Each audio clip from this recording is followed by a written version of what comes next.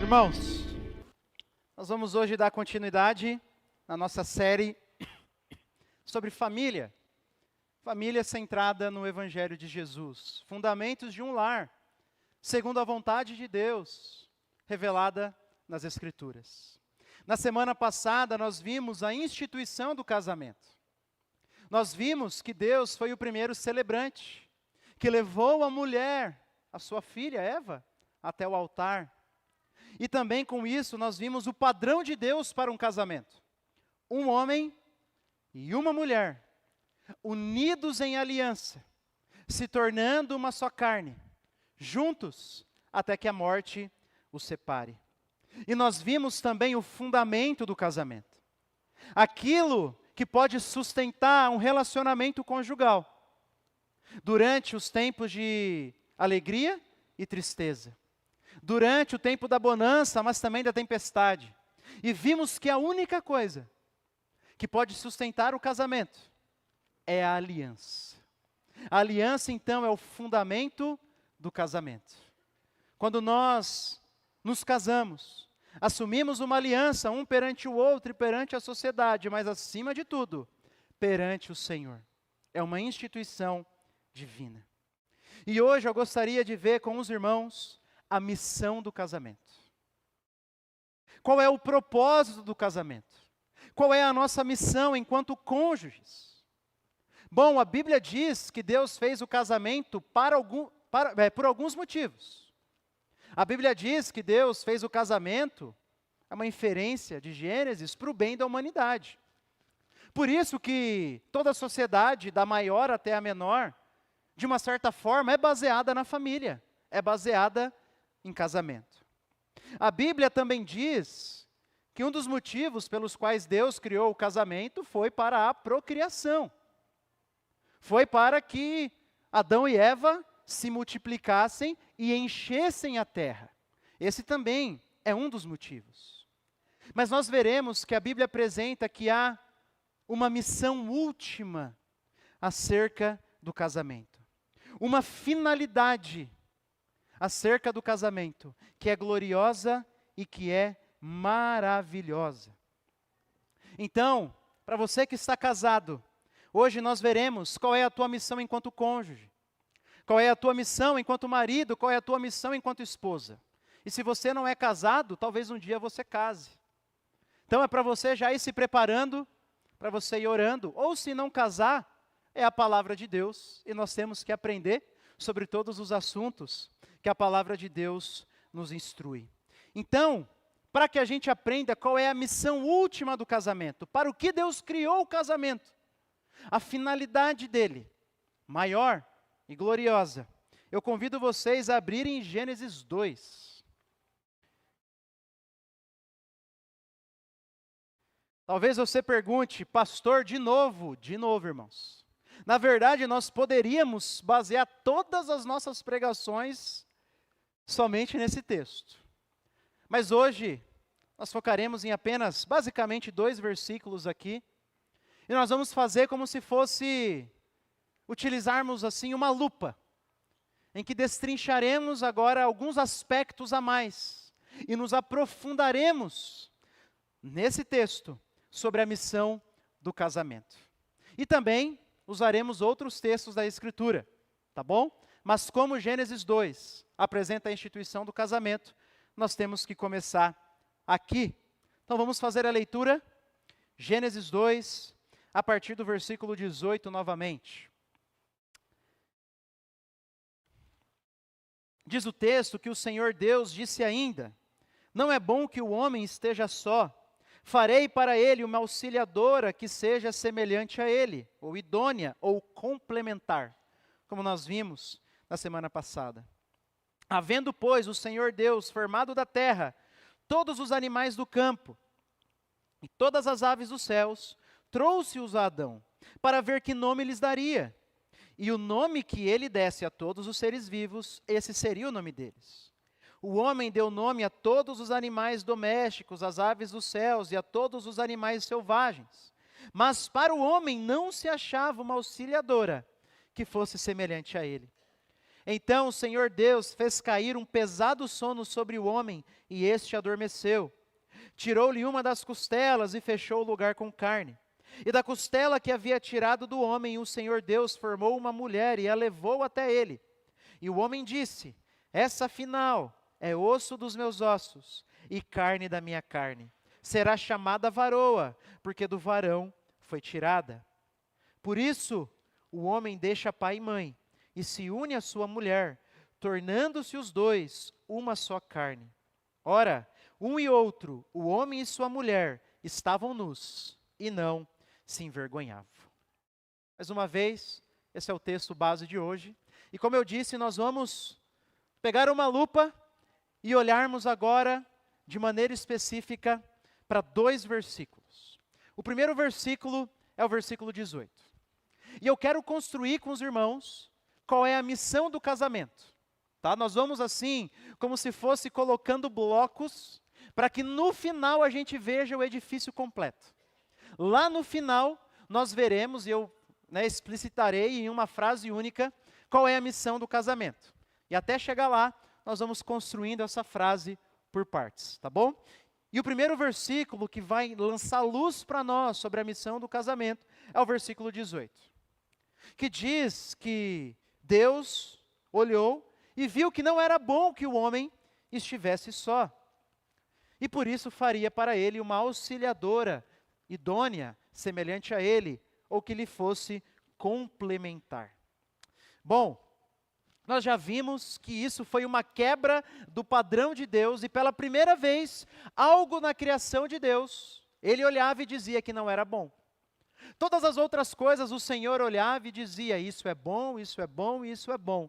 Mas eis que o Senhor olha para Adão e o vê solitário e diz assim: isso não é bom. E nós vimos que esse é o motivo do qual nós, seres humanos, somos por natureza pessoas sociais. Nós precisamos uns dos outros. Isso reflete até mesmo um aspecto da imagem de Deus. Fomos criados à imagem de um Deus, que é trino, 3 pessoas, Pai, Filho e Espírito Santo, que vivem em comunhão eterna. E é por isso que eu e você, feitos à imagem de Deus, também fomos feitos para a comunhão. Só que veja, quando Deus olha para Adão e vê a sua solidão, ele decide criar Eva e o casamento. Isso significa então que, de uma certa maneira, Deus criou a mulher e o casamento para resolver o problema da solidão do homem. Deus criou a mulher e o casamento para mais do que isso, certo? Mas Deus criou, incluindo o problema, para resolver o problema da solidão. Isso tem um significado importante. Porque significa que Deus criou o homem e a mulher para serem amigos, companheiros, para caminharem juntos. Mas que tipo de amigos? E aí agora eu peço para você olhar para o versículo 24. Porque Deus poderia ter criado a mulher e assim, só para ser amiga dele. Amiga no sentido de amiga e só. Não poderia? Poderia. Mas no versículo 24 nós vemos, 23, mas agora a gente vai focar no 24, que tipo de amizade o Senhor estava pensando aqui. E o versículo 24 diz que por isso o homem deixa pai e mãe e se une à sua mulher, tornando-se os dois uma só carne. E para entender o tipo de parceria, o tipo de resolução de problema da solidão que Deus estava em mente, nós precisamos pensar especificamente em 2 palavras aqui: une e uma só carne. A palavra une, como eu falei na semana passada, ela é literalmente colar. As traduções antigas colocam apegar-se. A imagem é como se você abraçasse e ficasse grudado com a outra pessoa. E essa nós vimos é a linguagem bíblica para um pacto, para uma aliança que é feita, que envolve deveres e privilégios. E a palavra uma só carne, aqui, ela, talvez Moisés, provavelmente Moisés, está pensando na união íntima da noite de núpcias, após o casamento. Mas essa palavra carne, ela é mais ou menos como a palavra coração na Escritura. Quando a Bíblia diz sobre o coração, é uma figura de linguagem para representar o centro do nosso ser. Então, quando Moisés diz que os dois se tornam um só corpo, ou uma só carne, ele está pensando sim na relação íntima do casal, mas muito mais do que isso. Ele está pensando em uma união por completo, de maneira que quando o homem e uma mulher se unem em uma aliança, é como se surgisse um novo indivíduo. É como se eles se grudassem e se, assim, entre aspas, mas se tornasse uma nova pessoa. Eles se tornam um. Eles estão colados, eles se unem emocionalmente, fisicamente, legalmente, economicamente. Eles grudam um no outro. Veja, irmãos, a gente está tão acostumado em falar em uma só carne, mas veja como essa linguagem é bem explícita.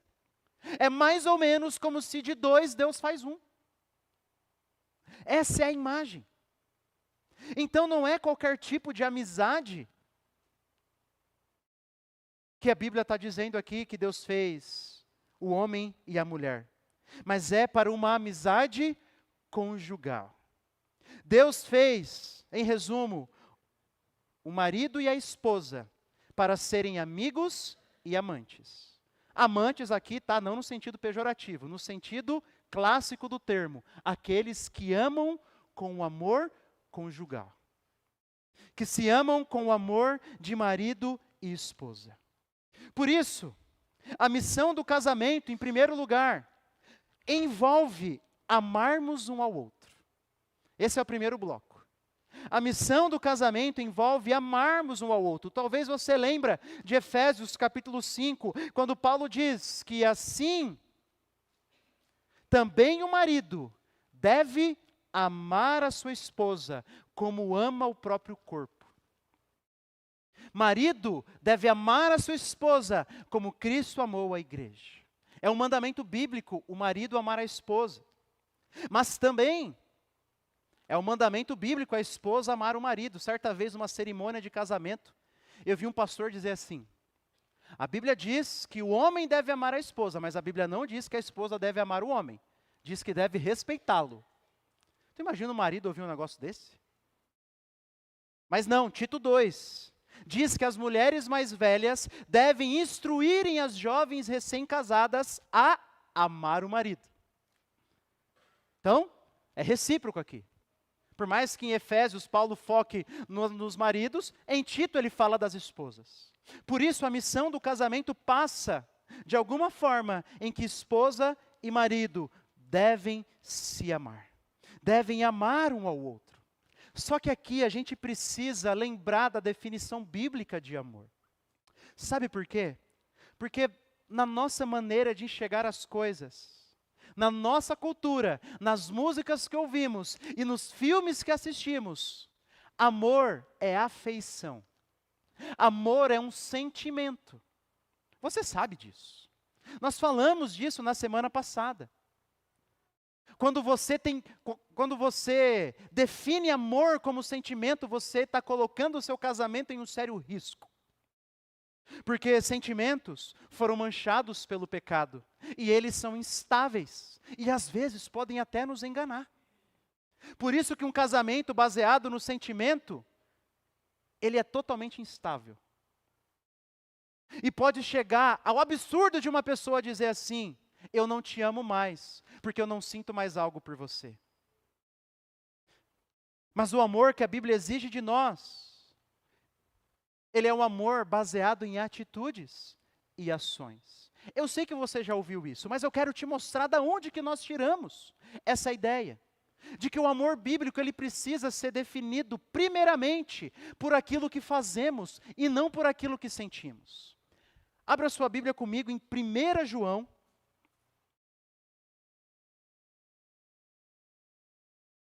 Lá no finalzinho da Bíblia, pode abrir em Apocalipse, e aí você vai voltando. 1 de João.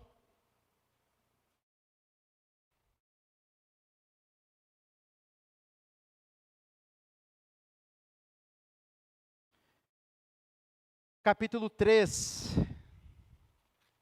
versículo 16. Não é João 3,16, tá? 1 de João 3,16. Diz assim: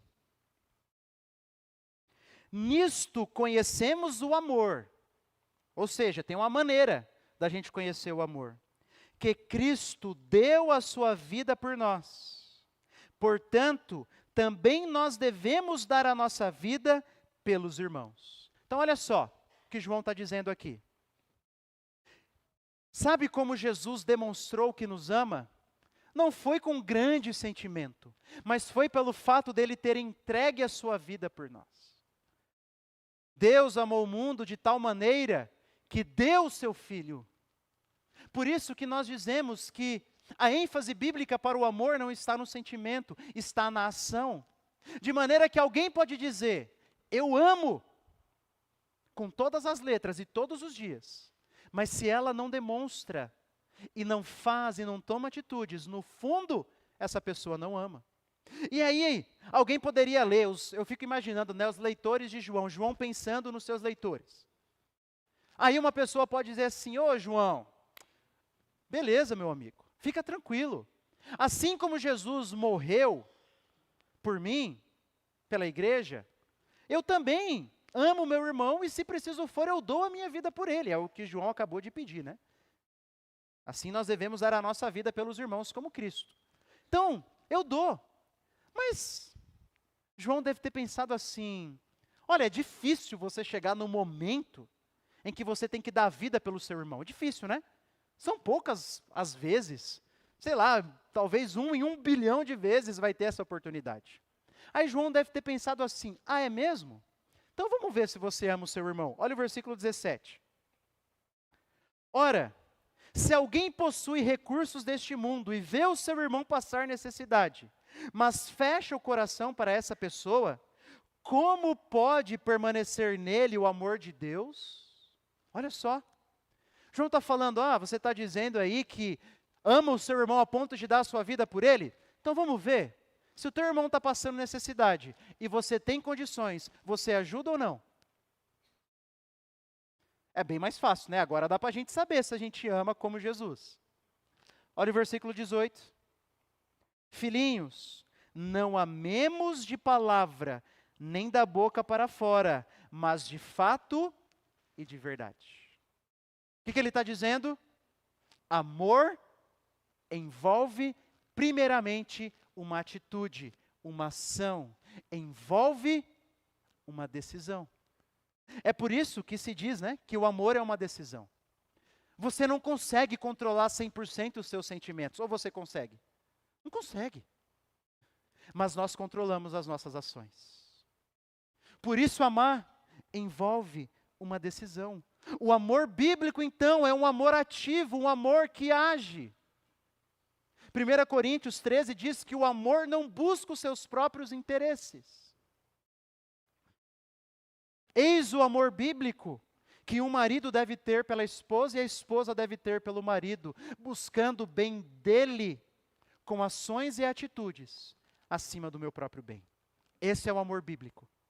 É um amor que primeiramente, preste bem nessa atenção, primeiramente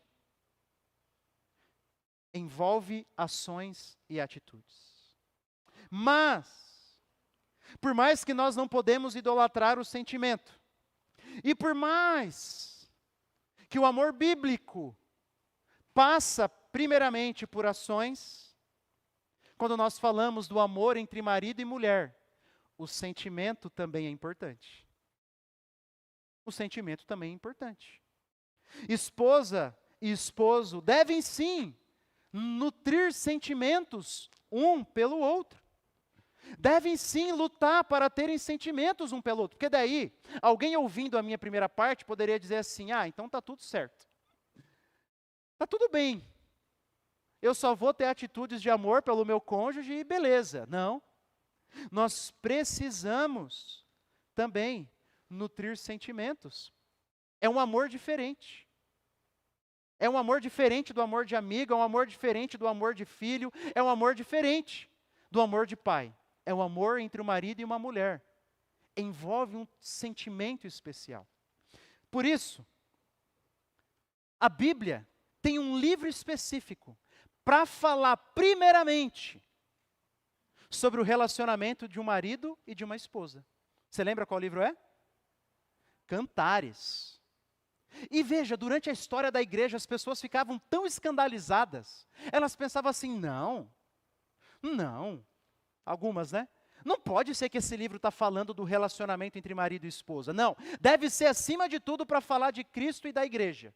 É claro que todo casamento fala sobre o Cristo e a igreja. Todo casamento reflete isso. Mas Cantares foi escrito primeiramente para falar sobre o relacionamento de um marido e de uma esposa. E qual é o padrão desse relacionamento que eu e você, casados, devemos buscar. Por isso, lembra que eu falei que a gente está pegando uma lupa e destrinchando. Agora vai comigo para o livro de Cantares. Capítulo 1.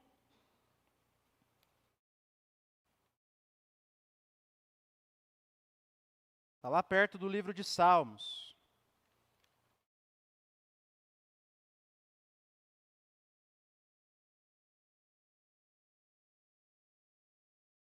Você passa Provérbios, passa Eclesiastes, aí você vai achar o Cântico dos Cânticos de Salomão.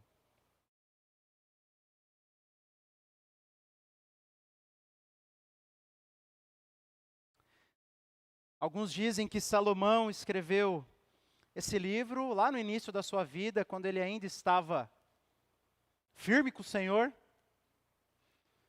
desfrutando do seu primeiro casamento. Outros dizem que talvez ele tenha escrito no fim de sua vida, olhando para trás e lamentando por não ter experimentado o padrão de Deus. A gente não sabe. Mas eu queria convidar você a ler o versículo 2 do capítulo 1 comigo. Olha só o que diz a esposa. Beije-me com os beijos de sua boca, porque o seu amor é melhor do que o vinho. Suave é o aroma dos seus perfumes, como perfume derramado é o seu nome. Por isso as donzelas o amam. Veja, a esposa aqui está sendo romântica com o seu marido. Está vendo, esposa? Você fica cobrando só do seu marido. Está errado. A esposa também tem que ser romântica. Está aqui. Ela está demonstrando sentimento e amor pelo seu marido. Vai comigo para o capítulo 7. Vamos ver agora o do marido.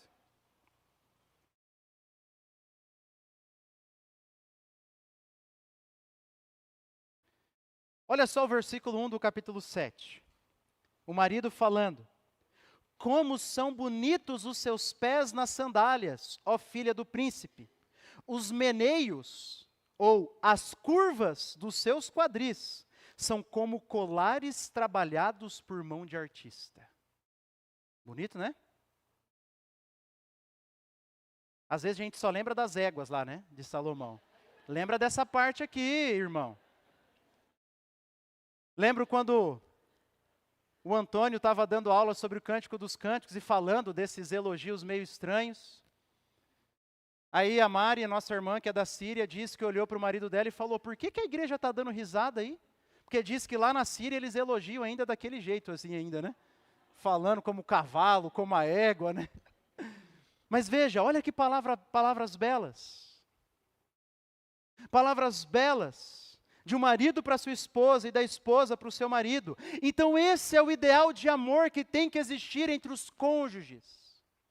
Atitudes e ações com sentimento conjugal, com sentimento de amor.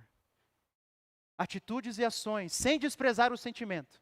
Sentimento, sem desprezar atitudes e ações. Mas talvez você esteja se perguntando assim, como que eu posso cultivar esse tipo de amor? Porque o amor conjugal é como uma chama. Você precisa alimentá-lo de vez em quando. Você precisa colocar um pouco mais de carvão, de madeira, porque senão vem o vento, as tempestades, a rotina, os filhos, os pecados, que esfriam e apagam esse amor. E por isso, eu e você precisamos aprender a cultivá-lo. Como que a gente pode cultivar esse tipo de amor, então? Primeiro, com ações. Deixe-me ler uma citação aqui do pastor Tim Keller. Vamos ver se vai aparecer. Essa citação é tão bela que eu queria mostrar aos irmãos. Se não, eu vou ler aqui. Aí. Olha só o que o pastor Keller e a sua esposa, no livro sobre casamento, eles dizem: em qualquer relacionamento, haverá fases assustadoras em que os sentimentos de amor parecerão se esgotar. E quando isso acontecer, você deve se lembrar de que a essência, o fundamento do casamento, consiste no fato de ele ser uma aliança, um compromisso, uma promessa de amor futuro. O que fazer então, quando esse período de estiagem emocional chega no teu casamento? Realize ações de amor, apesar da ausência de sentimentos. Talvez você não se sinta carinhoso, solidário e desejoso para agradar, mas em suas ações você deve ser carinhoso, compreensivo, disposto a perdoar e a ajudar. E se o fizer, com o passar do tempo, essas fases de estiagem não apenas passarão, mas serão menos frequentes e profundas, e você se tornará mais constante em seus sentimentos. É isso que pode acontecer quando você toma a decisão de amar. Se você está casado há um tempo, você sabe. Períodos de estiagem vêm. E o que é que a gente faz? A gente faz igual ao mundo. A gente vai em busca de alguém. O que é que a gente faz? A gente se afasta do nosso cônjuge e diz assim: não, se eu não sinto, eu não vou fazer. Não. A gente faz o contrário. A gente realiza ações de amor. Ainda que a gente não se sinta a pessoa mais romântica do mundo naquele dia, ainda que a gente não queira perdoar, ainda que a gente não queira estender a mão e ajudar, nós o fazemos porque prometemos diante do altar do Senhor amarmos um ao outro. É isso que fazemos. E é assim que nós colocamos pequenos pedaços de carvão na chama do amor entre o marido e a esposa. É assim que nós fazemos. O vento do Espírito pode soprar, e onde existem cinzas apenas, Deus pode fazer surgir uma nova chama. E você é chamado a cooperar com isso, com atitudes e ações de amor. E é por isso, o pastor Keller, ele conta o exemplo da sua avó, do seu avô, que, como antigamente acontecia em muitas culturas, tiveram um casamento arranjado. Nenhum dos dois escolheu. Só que ele diz o testemunho da sua avó e diz que o casamento dela e dele deu certo. Por quê? Porque eles decidiram amar. É por isso que em muitas culturas do mundo, inclusive na cultura bíblica, ao redor da Bíblia ali, daquele período dos povos, o casamento era um casamento em que o pai e a mãe do noivo e o pai e a mãe da noiva que decidiam. E Deus não proíbe essa prática. Não estou dizendo, tá, irmãos? Não me entendam mal. Que é para você decidir com quem seu filho vai casar. Eu vou fazer isso com os meus filhos, tá? Mas eu não estou falando que é para voltar essa prática de decidir, tá? É cultural, é sabedoria. Eu vou fazer isso, tá? Os irmãos não fiquem escandalizados não, tá bom? Mas por que deu certo? Diz o pastor Keller. Porque amar é uma atitude. E quando nós tomamos ações de amar, eis que Deus usa disso para criar o sentimento no nosso coração. Se você ter atitudes frias, o fogo vai continuar esfriando. Ele não vai se acender. Se você não alimentá-lo, vai só piorar. Se vocês se afastarem, como é que vai renascer essa chama? Mas há uma outra maneira. Palavras de carinho e de afinidade. Acabei de ler para os irmãos aqui. Palavras de carinho, de afinidade, ajudam nesse amor, esse amor a ser alimentado. Eu queria pedir para você se fazer uma pergunta aí, cônjuge. Qual foi a última vez que você se declarou para o teu marido ou para a tua esposa? Qual foi a última vez? Talvez alguns de nós vai falar, pastor, foi hoje, glória a Deus, meu irmão, continua. Mas talvez outros de nós vão dizer assim, meu Deus, faz tanto tempo que eu nem me lembro mais. Faz tanto tempo que eu nem me lembro mais. Talvez as esposas estão se lembrando das cartas que o noivo mandava, né? Se lembrando das palavras que se perderam no tempo. Meu irmão, não deixe se perder. Alimente esse amor com palavras de carinho e de afinidade. É uma maneira de nutrir isso. É uma maneira de nutrir. E uma outra maneira, a terceira, para a gente partir para a segunda parte, é através do relacionamento íntimo. Eu falei, uma só carne quer dizer mais do que o relacionamento íntimo, mas envolve isso. E um casal que não desfruta disso frequentemente, adivinha? O relacionamento começa a esfriar mais e mais. Mais e mais. Nós já vimos que Paulo diz em 1 Coríntios 7, que o relacionamento conjugal íntimo aqui, estou usando o eufemismo, né? Porque tem menor de idade no nosso meio. Ele é um dever conjugal. Marido e mulher têm que se doarem um ao outro. E Paulo diz, eu não permito que vocês se abstenham, a não ser por um curto período de tempo e para orar. Mas não seja por muito tempo, para que Satanás não os tente. Quer alimentar a chama? Desfrute daquilo que Deus chamou você, marido e esposa, para desfrutarem. Nós vimos de manhã, quer um incentivo maior? Nós vimos de manhã, né, sobre a segunda volta de Cristo, 1 e 2 Tessalonicenses. Pensa assim, o relacionamento íntimo é só para essa fase da vida, depois não vai ter mais. Então, que seja um incentivo para vocês, tá? Nos novos céus, na nova terra não vai ter não, tá bom? Valorizem isso, busquem isso frequentemente. Frequentemente. Então essas são 3 maneiras simples de alimentarmos a chama. Alimentarmos e cultivarmos esse amor. Ações, palavras e através do relacionamento que só é devido entre o homem e uma mulher unidos em aliança. Mas veja, há uma maneira talvez que seja a melhor de todas. A melhor maneira de todas. E nós veremos que se a missão do casamento passa por amarmos um ao outro, agora, a missão do casamento também envolve sermos amigos um do outro. Envolve mais do que isso, sim, mas não envolve menos do que uma amizade entre o homem e uma mulher. E a gente viu Deus dizendo, não é bom que o homem esteja só, far-lhe-ei para ele, farei para ele uma auxiliadora. E nós vimos que essa palavra auxiliadora, ela passa a ideia de uma aliada, de alguém que está ao lado dele. Por isso que alguns até dizem e traduzem como uma amiga. Amiga. Farei para o homem uma amiga, que será mais do que amiga, mas não menos do que isso. Vamos destrinchar um pouquinho. Volte aí, Cânticos, vai lá para Provérbios, capítulo 2.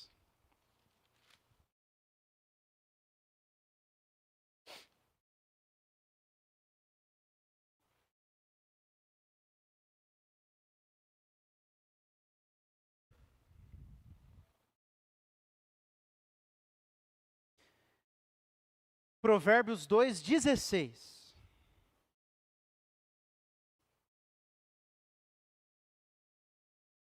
Diz assim, um pai falando para um filho, né? A sabedoria também o livrará da mulher adúltera, da estranha que lisonjeia com palavras. Agora, versículo 17.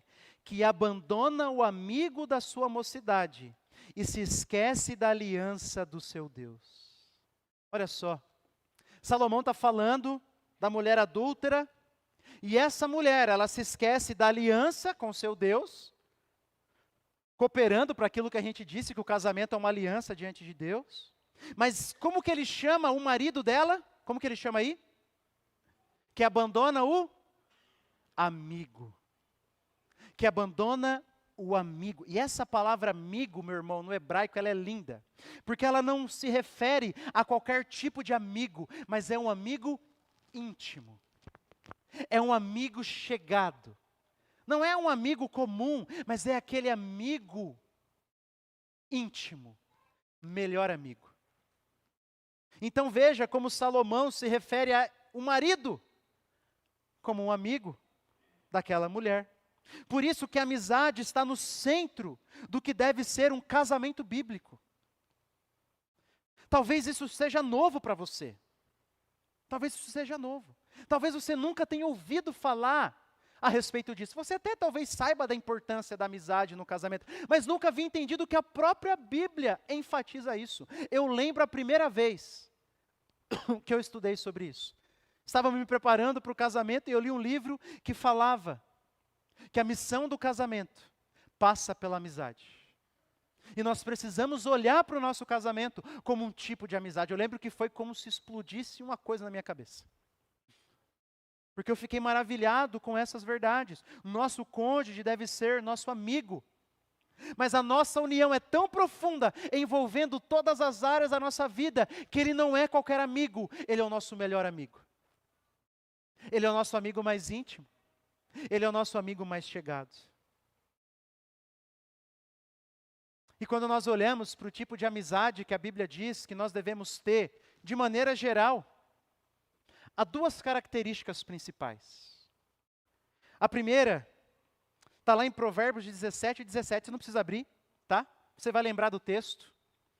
Provérbios 17 diz assim: o amigo ama em todo tempo, e na angústia nasce o irmão. Eu sei que você está lembrado disso.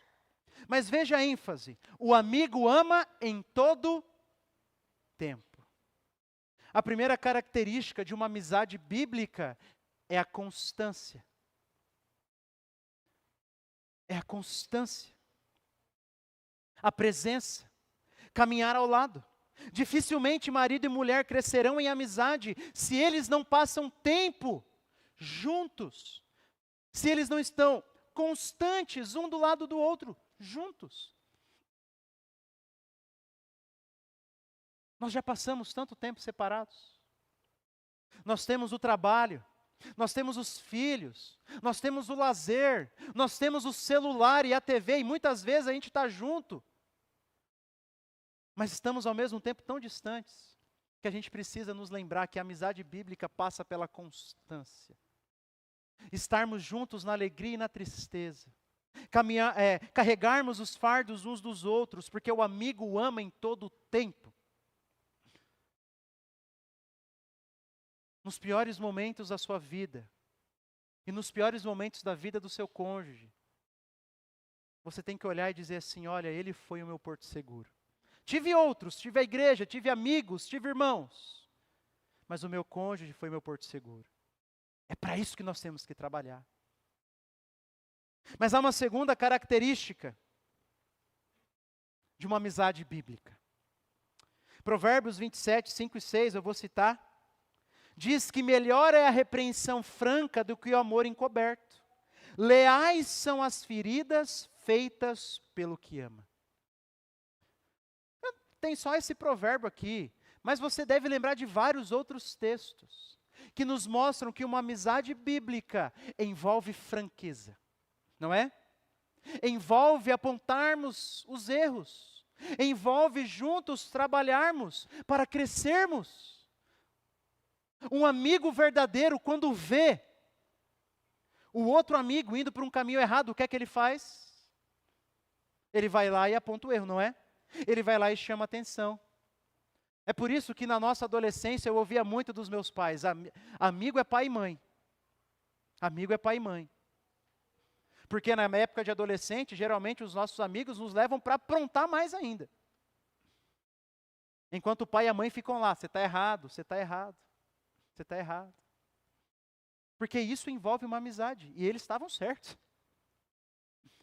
Mas, não somente pai e mãe, amigo tem que ser cônjuge também. O cônjuge tem que ser amigo. Nós temos que ter franqueza um perante o outro. E aqui franqueza nos dois sentidos, meu irmão. Nos dois sentidos. O primeiro sentido, você precisa, sim, e eu já vou falar o porquê, chamar o seu cônjuge ao arrependimento, como um bom amigo dele. Mas a minha ênfase agora nessa ideia de franqueza é que, meu irmão, nós precisamos deixar a porta aberta. Nós precisamos dizer para o nosso cônjuge: amor, por favor, se eu estiver errado, me avisa, me chama. Nós precisamos de vulnerabilidade. Precisamos disso. Há movimentos de masculinidade hoje dentro das igrejas que fala que a esposa tem que ver o marido como aquele super forte. Sim, lá fora, para protegê-la. Mas diante do pecado, a esposa tem que ver o marido quebrantado, fraco, porque somente na fraqueza que ele vai buscar força em Jesus.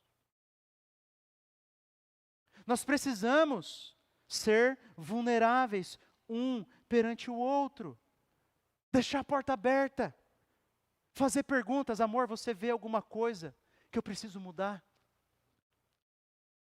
Você acha que eu estou errando? Eu estou priorizando mais os meus pais em alguma área da nossa vida? Você acha que eu deixei pai e mãe, como nós vimos na semana passada?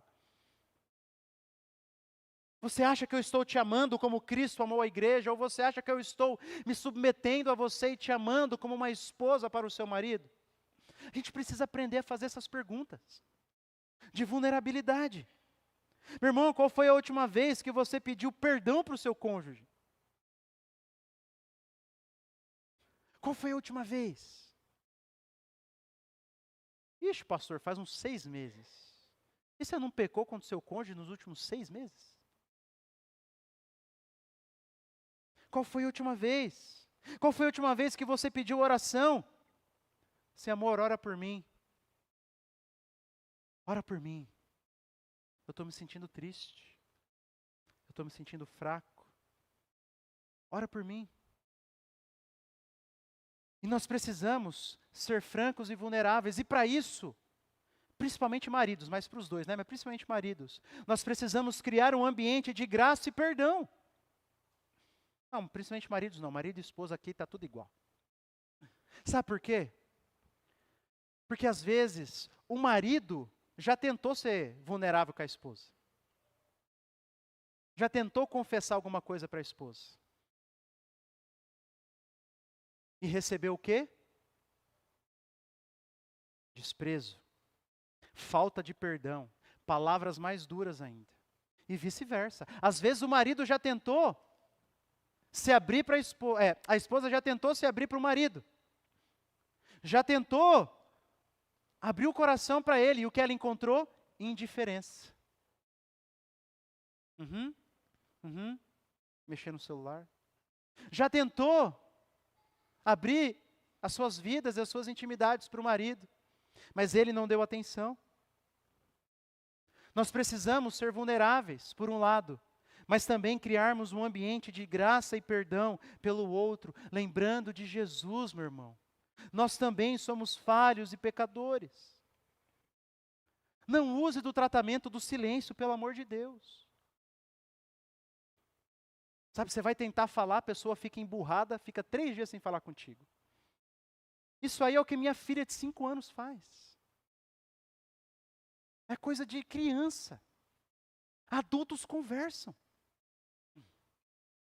Adultos conversam. Engula o orgulho, meu irmão. Se abra para tua esposa. Faça perguntas difíceis. Deixe ela colocar o dedo na tua ferida. E a mesma coisa, esposa. Faça perguntas ao seu marido e deixe ele colocar o dedo na sua ferida. É assim que nós crescemos em amizade. Em resumo, para que tudo isso ocorra, precisamos da capacidade de ter conversas francas e profundas. É tão lindo o Êxodo 33, quando diz que o Senhor falava com Moisés face a face, como quem fala com seu amigo. Para ser amigo, é preciso ter conversa. Melhores amigos conversam muito. Conversas triviais, conversas do dia a dia, conversas do coração. E nós precisamos aprender a fazer isso se quisermos crescer em amizade com o nosso cônjuge. E não fique esperando não, vou esperar para ver se o meu marido vai fazer isso. Vou esperar para ver se a minha esposa vai fazer isso. Dá você o primeiro passo. Conversem depois. Fala assim, olha, a gente precisa mudar. Vamos começar hoje? Vamos começar hoje? Então, nós já colocamos 2 bloquinhos na missão do casamento. E nós vimos que a missão do casamento passa por sermos amigos e passa também por amarmos um ao outro. Um amor especial que envolve ação e sentimento.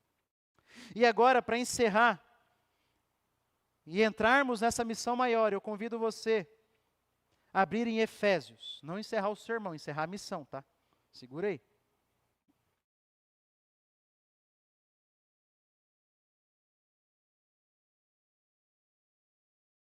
Efésios capítulo 5, versículo 25.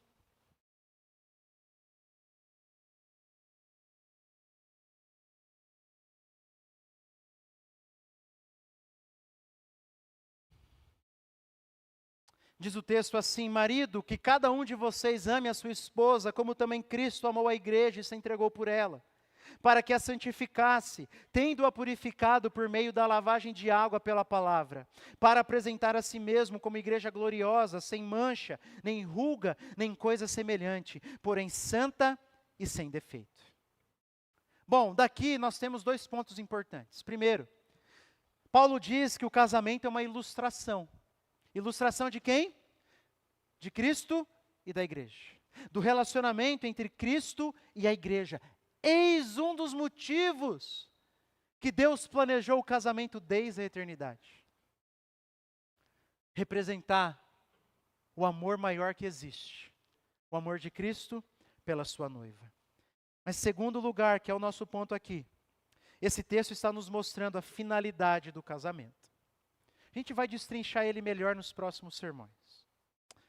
Mas você percebe que Paulo diz que a finalidade do casamento é que o marido ame a sua esposa, como Cristo amou a igreja. E Paulo mostra como Cristo amou a igreja. Como que Cristo amou a igreja? Purificando-a, santificando-a. Eu sei que aqui Paulo está falando especificamente para o marido, mas isso também é verdade para a esposa. Sabe qual é então a missão do casamento?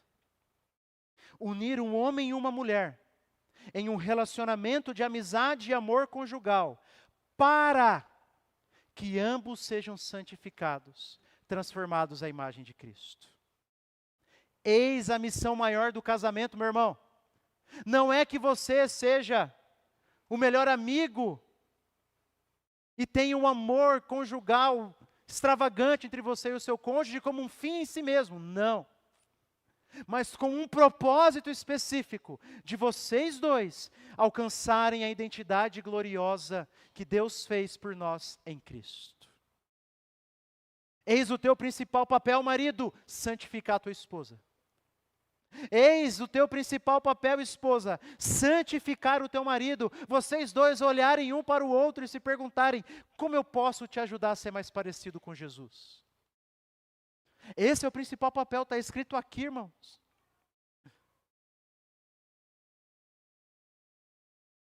O casamento foi feito para ilustrar o relacionamento de Cristo com a igreja. Portanto, o meu casamento não diz respeito a mim em primeiro lugar. O meu casamento diz respeito a Cristo e ao plano de Deus para Ele. Não diz respeito à minha felicidade em primeiro lugar. E nem a minha vontade, mas a vontade de Deus. A vontade do Senhor. Por isso, a missão do casamento é unir um homem e uma mulher em amizade e amor conjugal, para que ambos sejam mais parecidos com Jesus. Essa é a missão do casamento. Essa é a missão do casamento. Isso significa que o casamento também é um meio de graça. Meio de graça são aqueles caminhos que o Senhor usa para nos abençoar, a leitura da palavra, a oração, a comunhão, a ceia. Mas nós acabamos de ler que o nosso casamento também. A comunhão entre um homem e uma mulher no matrimônio tem como principal objetivo santificar o outro. Eis a tua missão, meu irmão. Eis a tua missão, minha irmã. Por isso agora eu queria fazer algumas aplicações, eu sei que eu já fiz várias, né, sobre como crescer em amor e em amizade. Mas eu queria primeiro me dirigir aos casais que são membros aqui da nossa igreja, que os dois seguem ao Senhor Jesus, cresçam nesse amor e amizade, façam de tudo para serem melhores amigos um do outro, crescerem em amor um pelo outro. Mas lembre-se que o propósito maior do casamento é um propósito espiritual. É um propósito de nos santificarmos. Por isso, marido e esposa, vocês precisam se santificarem um ao outro, orando juntos. Marido e esposa têm que orar junto. Orar junto é um grande remédio para a briga. Porque você não consegue orar com quem você está brigado. Você não consegue. Como é que você vai chegar diante de Deus? Como é que você vai chegar e dizer assim: perdoa as nossas dívidas, Senhor, assim como eu também tenho perdoado os meus devedores? Como que você vai falar isso? Você não vai falar, se você não está de bem com o seu marido, com a sua esposa. Orar junto é a principal maneira de crescermos em amizade. Se o nosso objetivo é santificarmos um ao outro acima de tudo, marido e esposa têm que orarem um pelo outro. Separe um tempo do seu dia, 2 minutos, 3 minutos, 5 minutos, e orem juntos. Cresçam espiritualmente juntos, estudem juntos as Escrituras, estejam na igreja juntos. Um encoraja o outro. Se o teu marido fala: amor, acho que hoje eu vou ficar em casa para assistir o jogo do Flamengo. Você vai falar assim: pecado, não vai. Você não vai falar assim: fica, amor, fica. Fica, não. Não vai não. Por falar nisso, tomara que esteja perdendo, mas vamos continuar aqui. Mas não vai. Um está ajudando o outro. Você vai pensar: não, meu papel é santificar o meu marido, meu papel é santificar a minha esposa. Por isso, cresçam juntos, cresçam espiritualmente, estudem a Bíblia juntos, estejam na igreja juntos, incentivem um ao outro, para o bem do seu casamento, para o bem do seu relacionamento. Por quê? Se o propósito maior do casamento é nós nos santificarmos um ao outro, ou seja, crescermos espiritualmente, se a tua vida espiritual não estiver bem, o teu casamento também não está. Não, pastor, está tudo bem, a gente não vem na igreja direito, a gente não ora, a gente não lê a Bíblia, mas está tudo bem, não está. Segundo os moldes da palavra do Senhor, não está. Por isso, cresçam nisso, meu irmão. Aos solteiros que estão aqui, que vocês orem, se vocês desejam casar, que vocês orem já e se preparem para ser esse tipo de marido e esse tipo de esposa. Especialmente aqueles que estão buscando o cônjuge. Meu irmão, meu jovem, minha jovem, meu adolescente, minha adolescente. Vocês entendem por que julgo desigual é uma questão tão séria? Não é simplesmente quebrar o mandamento, que já é sério. E aqui eu não estou falando para casal, tá? Estou falando para os que estão namorando. Ou para os solteiros. Ou para os noivos, né? Quem não está casado. Você entende por que julgo desigual não é uma questão só de quebrar mandamento? É uma falta de sabedoria absurda. Porque você está entrando em um relacionamento com alguém que não vai ter como principal objetivo te santificar, porque ele não sabe o que é isso. Você está entrando em um relacionamento com alguém que não vai te amar como Cristo amou a igreja, porque ele não sabe como Cristo amou a igreja. Que não vai te amar. e se submeter a você como a noiva se submete a Cristo, porque ela não sabe nada do que significa seguir Jesus. Não é simplesmente a quebra de um mandamento, é uma falta de sabedoria, eu diria que é loucura. Se você é um crente, aquilo que é mais importante sobre você é o quê? Que você ama Jesus. E quando você se une deliberadamente, você escolhe se unir com alguém que não conhece a Jesus, você já está colocando um limite na sua amizade, porque essa pessoa jamais vai conhecer o mais profundo do seu coração. Cuidado, cuidado. Tem que ser alguém que ama o Senhor. Tem que ser alguém que serve ao Senhor. Pais, não deem a bênção para o pecado dos seus filhos. Lembra de Eli. Eli acobertou e não exortou os seus filhos, e Deus o cobrou. Se o teu filho é crente, né? Se não é crente, porque às vezes o pai quer obrigar o filho que não é crente a casar com uma crente. Aí está fazendo pecar igual, ao outro lado, né? Não, se o filho é crente, comprometido com a igreja, batizado. Terceiro, aos que estão casados com um cônjuge que não é cristão. Meu irmão, minha irmã, é casamento igual. É claro que você vai ter que fazer algumas adaptações, mas esses princípios ainda valem para você. Ainda valem para a sua vida. Você tem que buscar crescer em amizade e amor pelo seu cônjuge. Nós vimos 1 Coríntios 7, Paulo não permite que alguém abandone o seu cônjuge simplesmente porque não quer seguir a fé, não. Na igreja de Corinto, algumas pessoas haviam se convertido e o cônjuge não, e aí eles queriam se divorciar, não, vou abandonar. Paulo diz, não, é um casamento igual, é um casamento igual. Então, que você possa crescer nisso, pedindo sabedoria do Senhor. Tenta chamar o seu cônjuge para orar, falar de Jesus, sem importunar muito. Lembra de 1 Pedro. Sem importunar muito. Ame-o, cresça nesse amor. Lute para o seu casamento ser tão bom quanto. A graça de Jesus te alcança do mesmo jeito. Por último, aos que estão casados com um cônjuge crente, mas que estão em crise. Talvez seu marido ou esposa estejam frios e não estejam se esforçando para uma mudança.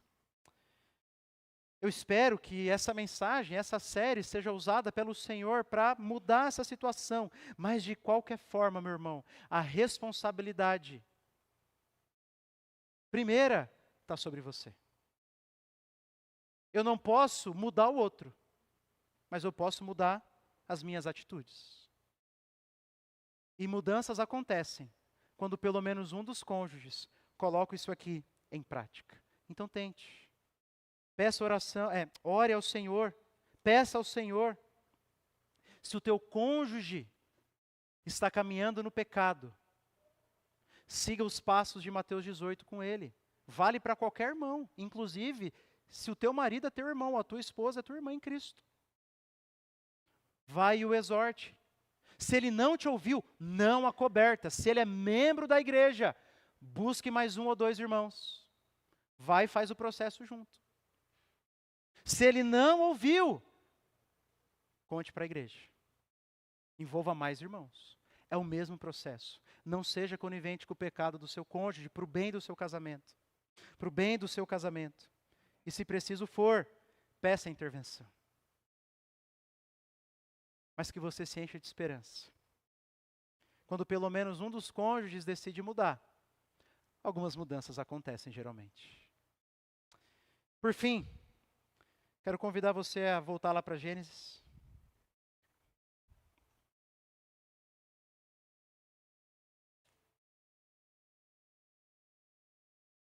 Gênesis capítulo 2.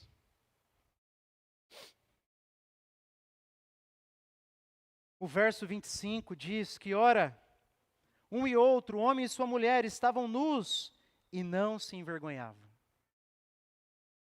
Nós vimos que esse é o resultado do amor entre um homem e uma mulher, da aliança. intimidade, proximidade, amor conjugal entre o homem e sua esposa, de maneira que eles estavam totalmente despidos um diante do outro, mas não se envergonhavam. Estavam ali juntos, mas isso não durou por muito tempo. Você conhece a história, não conhece? Adão e Eva decidem seguir para longe do Senhor, decidem desobedecer ao Senhor. E o que acontece quando a gente deliberadamente escolhe desobedecer ao Senhor? As consequências vêm. E agora um relacionamento que deveria ser de amor e cumplicidade, ele é quebrado. Quando Deus chega para Adão, ao invés de proteger, ele que foi feito para proteger a sua esposa, o que é que ele faz? Ele aponta o dedo e acusa. Ele se torna um acusador, ao invés de assumir diante de Deus a sua culpa e a dela também. Mas não, ele quer transferir tudo para ela. E se comporta como o diabo, o grande acusador. A comunhão entre marido e mulher foi abalado. E o que é que eles fizeram? O capítulo 3, no versículo 7, diz que os olhos de ambos se abriram e, percebendo que estavam nus, costuraram folhas de figueira e fizeram cintas para si. É aí que surgiu a roupa. Um comentarista diz: as roupas surgiram com o pecado. Pouca razão temos para nos orgulharmos de nossas roupas, que são apenas lembretes da nossa vergonha. Essa roupa aqui me lembra que um dia lá atrás, o nosso pai e a nossa mãe, Adão e Eva, escolheram desobedecer ao Senhor. E isso tem que nos lembrar que ao nosso lado está um pecador. Ao nosso lado está uma pecadora, um filho de Adão, uma filha de Eva.